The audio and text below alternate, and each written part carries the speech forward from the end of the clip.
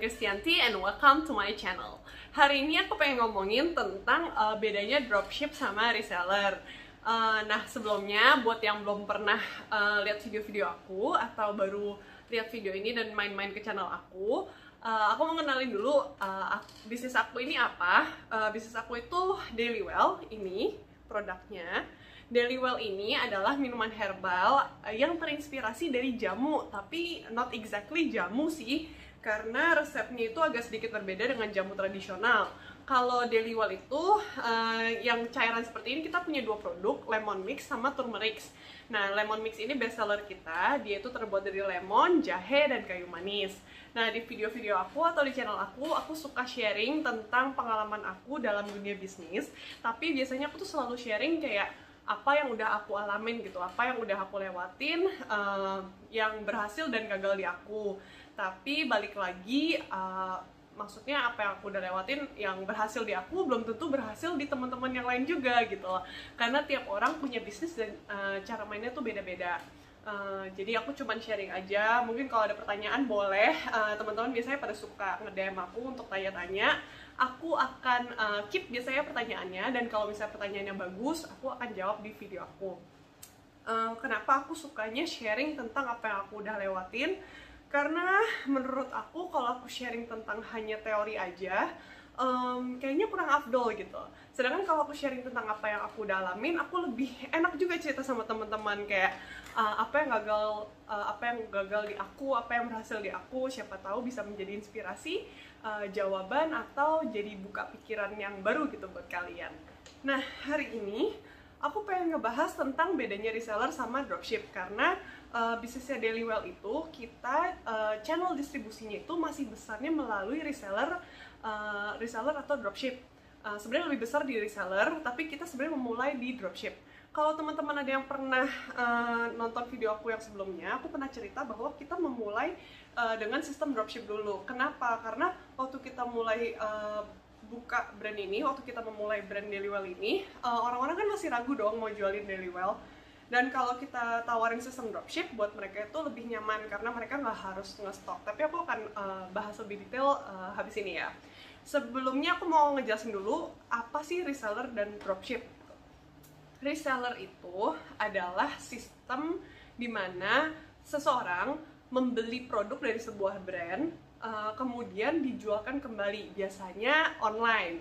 Nah, kalau dropship biasanya seseorang itu akan menjualkan produk dari sebuah brand, tapi dia nggak punya stok.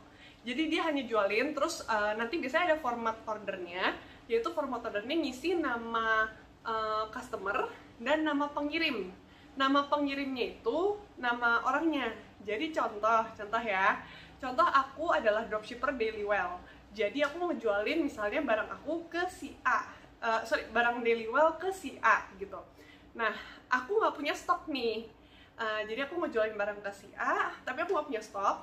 Terus pas si A udah order, A udah transfer jumlah pembeliannya beserta ongkir, baru aku ngasih tahu ke Dailywell, ini si A beli, tolong bantuin kirimin, dan kemudian aku transfer jumlah modalnya. Jadi aku langsung terima profit saat itu juga, waktu si customer udah bayar ke aku dan aku udah transfer modalnya ke brandnya. Aku akan ngejelasin pro dan kontranya. Yang pertama, aku akan bahas reseller dulu. Pro-nya apa aja sih kalau jadi reseller? Jadi reseller, pro-nya itu profitnya lebih banyak. Karena normal ya, maksudnya kalau kita beli barang lebih banyak, pasti harganya lebih murah, sehingga profitnya jadi kalau jadi reseller, pasti profitnya lebih besar, karena dia punya stok, otomatis jumlah barang yang dia punya ada lebih banyak daripada dropshipper, dan profitnya lebih besar. Yang kedua, itu adalah ready stock, dan dia nggak usah takut telat kirim ke customer. Dia bisa kontrol pengirimannya karena dia ngirim sendiri. Yang ketiga, dia bisa personalize di packagingnya. Jadi biasanya reseller ini bisa jadi perorangan atau online shop yang sudah berjalan.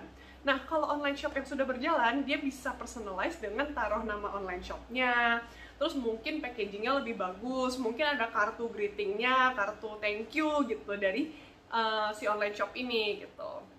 Kontranya apa? Kontranya itu harus punya stok, udah pasti dong. Jadi harus nyetok barang, otomatis pegang cashnya lebih sedikit karena cashnya itu jadi barang untuk dijual lagi. Kemudian untuk dropshipper, apa aja pro-nya? Kalau jadi dropshipper, enaknya nggak usah pegang stok ya, karena hanya jualan aja. Kemudian kalau ada yang beli, bisa langsung ngomong ke brand, nanti brandnya yang kirimin barangnya. Pokoknya udah tahu cuma jualan doang. Kemudian pro-nya lagi bisa fokus hanya untuk jualan, jadi dia nggak usah pusing ngurusin stok, dia nggak usah pusing harus ke logistik untuk ngirimin barang-barangnya ke customer, nggak usah pusing yang lain-lain, karena biasanya kalau jadi dropshipper itu materi marketingnya udah dikasih sama brand, jadi udah bener-bener tinggal jualan aja deh online. Terus enaknya jadi dropshipper pasti pegang cash, nggak pegang barang karena nggak punya stok kan. Kontranya, profitnya lebih sedikit dibanding reseller karena dia kan nggak punya stok nih, jadi dia profitnya lebih dikit dibanding dia nyetok. Kemudian kadang harus rebutan barang sama supplier. Nah ini kalau barangnya laku banget itu bisa rebutan barang, dan kalau rebutan barang pasti jadi nggak enak dong sama customer. Bisa aja terjadi telat kirim atau misalnya jadi lebih lama kirimnya gitu. Kemudian cons-nya juga adalah nggak bisa dipersonalize pengirimannya karena nggak bisa taruh misalnya greeting card atau nggak bisa packagingnya dengan nama online shopnya gitu. Kalau lebih enak yang mana, ini sebenarnya balik lagi ke situasi masing-masing gitu ya. Kalau reseller itu biasanya pasti membutuhkan fokus yang lebih besar karena dia harus mengelola bisnisnya dari segi stoknya, dari segi jualannya, dari segi sistemnya. Nah kalau dropshipper itu cenderung biasanya untuk sampingan gitu ya, karena dia kan nggak pegang stok, jadi masih biasanya hobi atau iseng-iseng tapi berhadiah gitu. Jadi kalau lebih enak yang mana, biasanya kalau misalnya teman-teman nggak punya waktu atau mungkin calon reseller aku nggak punya waktu untuk ngurusin bisnisnya, terus dia mungkin bekerja atau dia punya kesibukan yang lain, aku lebih saranin untuk start jadi dropshipper dulu. Dan kemudian kalau misalnya dia udah punya lebih banyak waktu dan udah siap untuk mengelola bisnis yang lebih serius, aku akan menyarankan jadi reseller. Nah, tahap selanjutnya apa kalau udah jadi reseller? Tahap selanjutnya, saran dari aku adalah mempunyai brand sendiri. Nah, ini biasanya aku juga menawarkan jasa membuat merek sendiri. Di tahap ini, biasanya seseorang atau customer-nya, klien yang bikin merek sendiri harus udah bener-bener fokus. Dia harus sudah mikirin gimana cara ngembangin brandnya, ngembangin sistemnya, dan bener-bener lebih bisnis banget gitu dibanding reseller yang masih ngelola hanya jual belinya gitu. Semoga video ini membantu, memberi informasi yang bermanfaat buat teman-teman semua. Dan jangan lupa komen, like, dan subscribe ya. See you on my next video. Bye-bye!